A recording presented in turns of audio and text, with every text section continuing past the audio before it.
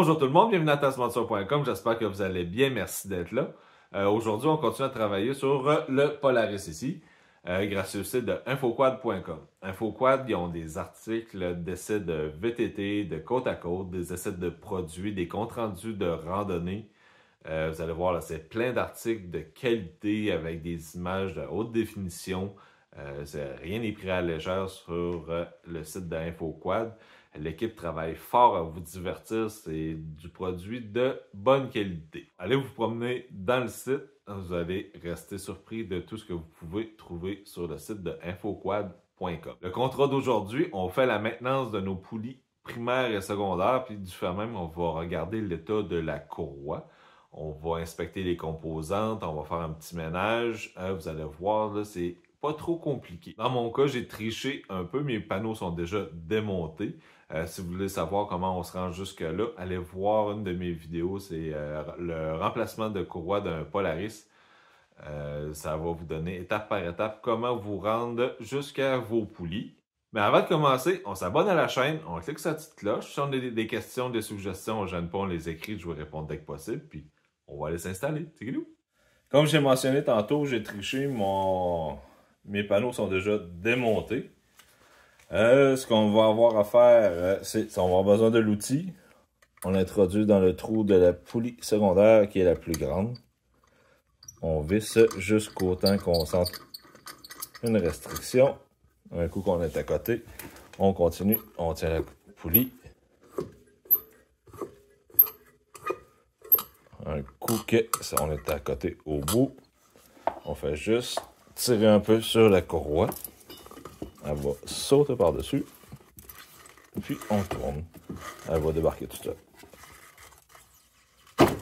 Et voilà. Puis on la retire. On la met de côté. On va la regarder tantôt.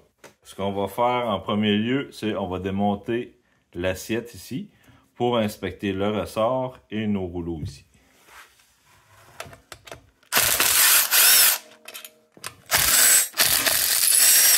J'enlève les trois premières d'un coup. Les autres, j'y vais petit peu par petit peu, juste pour garder l'assiette le plus droite possible.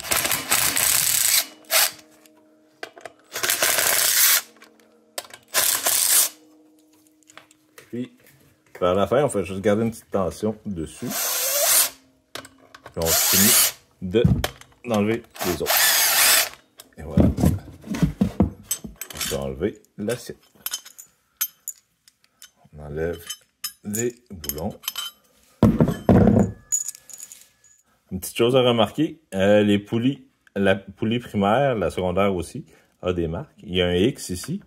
Vous allez voir, le X est continu sur cette composante-là. Puis il y en a un autre sur l'autre assiette ici.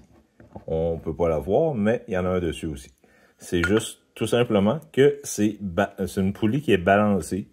Fait que si on interchange ou on positionne mal, mais ça va faire une poulie qui saute. Alors, on peut enlever le couvert.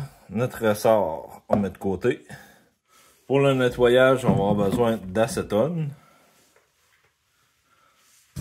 Une petite guenille bleue.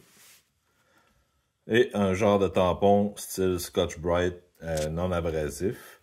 On peut pas prendre une laine d'acier parce que ça va faire des rainures parce que c'est assez fragile comme matériel ici. Alors, avec un peu d'acétone sur votre linge, on nettoie les assiettes. Tranquillement. On s'assure d'avoir un endroit bien ventilé parce que ça sent assez fort. On tourne.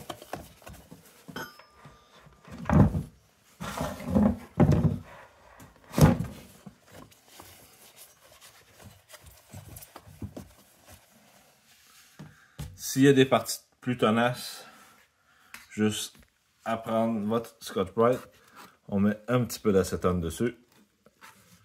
Oh, ça coule. Puis on frotte dans le but de faire partir nos traces.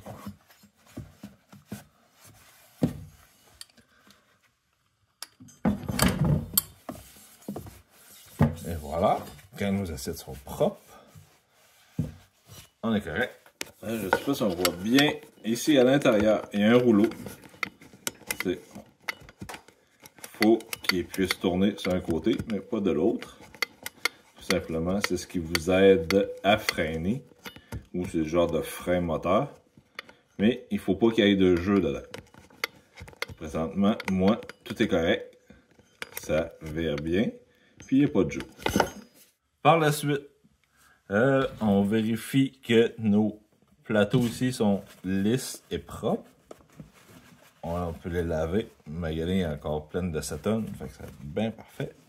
On enlève tout. Il ne doit pas avoir de graphing et ça doit être lisse. Comme vous voyez ici, c'est parfait. C'est machiné, fait qu'il faut que ça reste doux. Puis, ici, on voit qu'il y a des plaques. C'est des genres de pucks. C'est ce qui frotte. Puis, il ne faut pas qu'il y ait de jeu ou pratiquement pas. Puis, il faut que ça glisse parfaitement sur les pastilles. Alors, si on n'a pas de graphing, puis que c'est lisse partout, mais on est en business. Par la suite, on va aller voir nos pesées. Nos rouleaux sont corrects. Avec notre doigt, on les fait rouler. On s'assure qu'ils sont lisses. C'est un peu dur à voir, mais on s'assure que ça roule bien, puis qu'il n'y a pas de graphing. Puis, un bon indice, c'est que votre pesée ici doit être lisse. Il ne doit pas avoir de plat. S'il y a des plats, mais votre poulie va avoir des ratés en travaillant. Ça va donner des coups ou ça va embrayer pas très bien. Ici, on s'assure que l'essieu n'est pas graffiné, qu'il est lisse. De même chose, c'est cette partie ici qui frotte dessus. On s'assure qu'il n'y a pas de graphing à l'intérieur et que tout est en un seul morceau. La ligne ici, c'est juste la jonction, c'est un joint. C'est nécessaire. Pour le ressort, c'est un ressort, la couleur a une indication, va donner sa tension de compression. Le numéro de pièce aussi suit avec. Il y a une dimension à respecter. S'il n'est pas dans les mesures, mais peut-être qu'il est dû pour être remplacé, allez voir dans le livre du fabricant. Avec le numéro de pièce ou la couleur, ça va vous dire la longueur qu'il est supposé d'avoir. S'il est trop vieux, mais il va être un peu plus mince, fait que peut-être que ça va embrayer trop tard. C'est des petites choses là à remarquer. Alors, on a fini pour la première partie. Pour le remontage, on s'assure que les marques, les X, sont un en face de l'autre. Tout simplement, on met ça comme ça. On les prépare tous.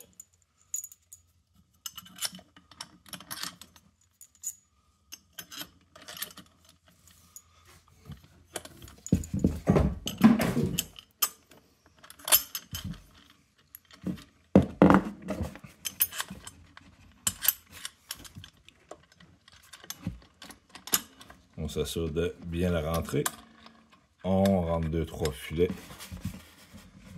Question, ça travaille pas trop croche.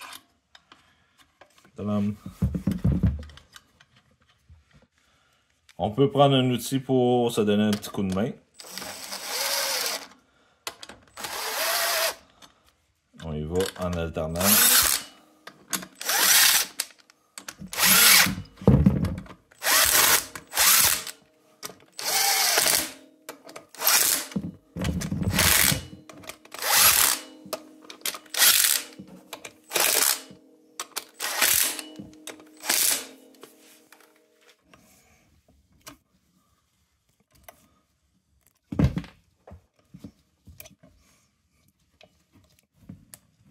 Alors, toujours se référer au manuel du fabricant pour les couples de serrage ou informez-vous chez votre concessionnaire qui va pouvoir vous aider.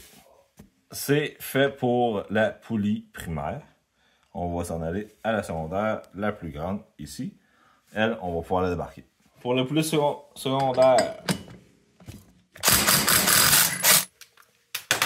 on enlève notre boulon. On fait attention pour ne pas perdre nos rondelles. C'est des cales d'épaisseur. Puis, on en a de besoin. On peut enlever la poulie.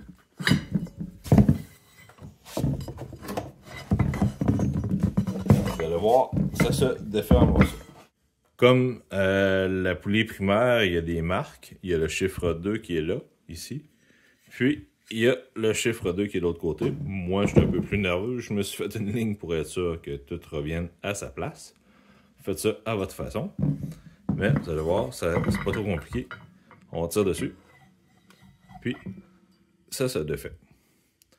On regarde si nos rouleaux sont encore intacts, ne sont pas cassés. S'ils sont cassés, on les remplace. On reprend notre acétone. On en met un peu sur notre linge.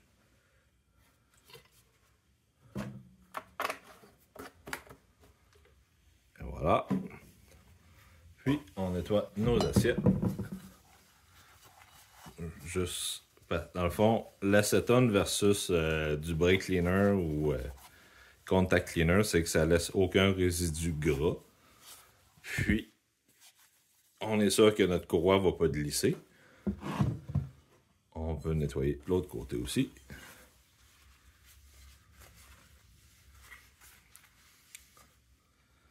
On vérifie que nos portées de rouleau sont parfaits, qui ne sont pas endommagés ou qui ne sont pas graffinés. Le ressort, lui, comme tantôt, lui, on ne peut pas l'enlever. On peut l'enlever, mais c'est des torx assez bien serrés. Moi, je les laisse là si j'ai pas de trouble. Le ressort, on vérifie qu'il n'est pas cassé. On s'assure que nos coussins ici sont pas cassés ou trop usés. Même chose pour l'autre côté ici. Si vous avez de l'air comprimé avec des lunettes de sécurité, on peut nettoyer l'intérieur ici. Il se ramasse un paquet de poussière.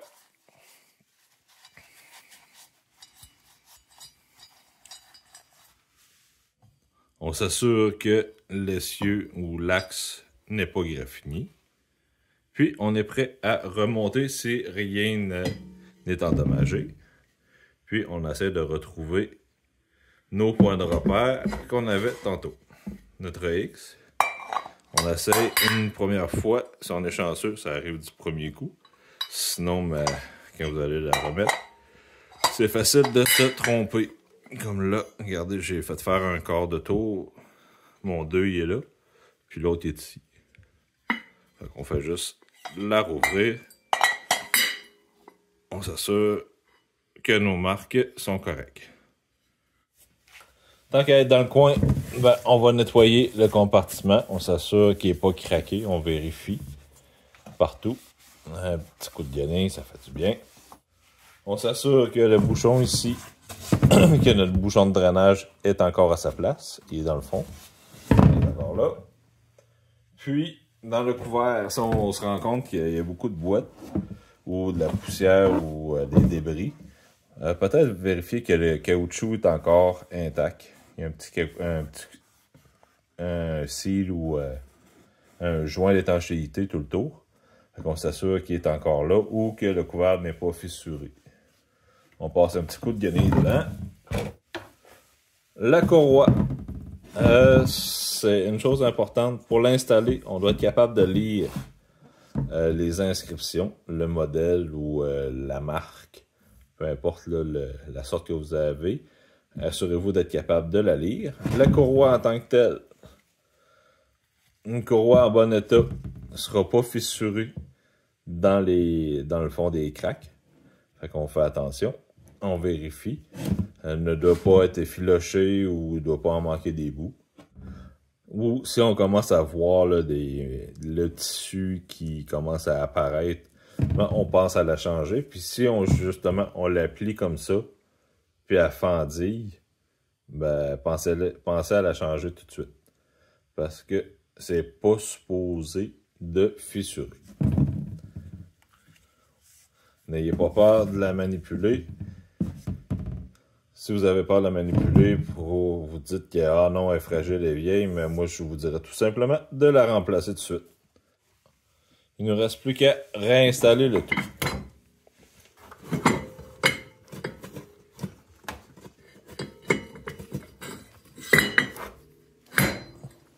Voilà.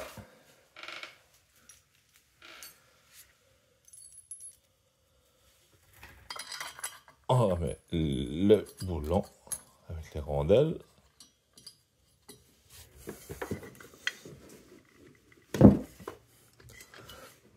On s'assure que c'est bien serré. On s'assure d'avoir les bons couples de serrage selon le fabricant. Et puis, il ne reste qu'à remettre notre courroie. On remet l'outil.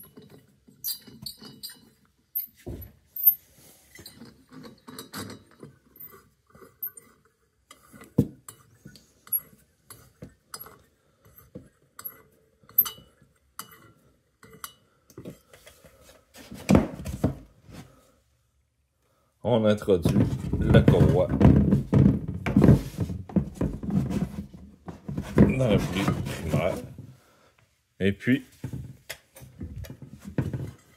on l'embarque à partir du haut. On tourne un peu.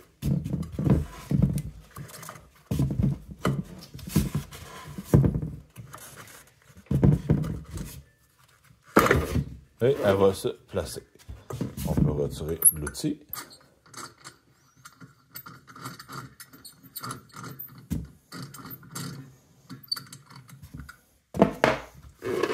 On tourne un peu, comme ça, ça va se placer. Et voilà. On a fait le tour de nos composantes, tout est propre, tout est solide. Tous nos boulons sont serrés selon les spécifications du fabricant. Notre courroie est installée sur le bon sens, fait qu'on est correct pour un bon petit bout. On va juste voir, s'assurer. Oui, je suis capable d'aller. Fait que notre courroie est parfaite. Tout est propre. Fait que comme ça, on n'aura pas de surprise en sentier. Alors, le dossier des poulies, c'est pas trop compliqué. C'est juste d'être minutieux, s'assurer de bien visualiser tout ce qu'il y a, toutes les composantes, les peser, les rouleaux pour les peser, s'assurer que le ressort est en bon état, bonne dimension, bien nettoyé avec de l'acétone. Assurez-vous d'avoir un endroit bien aéré, parce que vous allez voir, l'acétone, ça sent fort. Peut-être aussi une bonne idée d'une protection pour les mains, là, des gants de nitrile ou des gants de travail. Ça va un peu vous sauver les doigts. Pour la poulie secondaire, c'est pas trop compliqué aussi. On enlève le boulon, la poulie se défait en deux.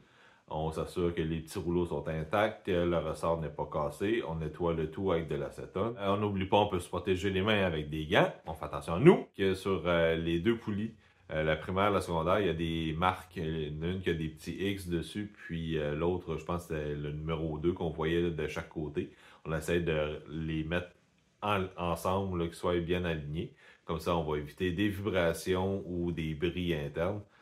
Très important. Tant qu'à avoir aussi tout démonté, ou en tout cas en bonne partie, on en profite pour nettoyer le boîtier. S'assurer qu'il n'est pas fissuré, on l'inspecte, on s'assure que le petit bouchon rouge qui est dans le fond.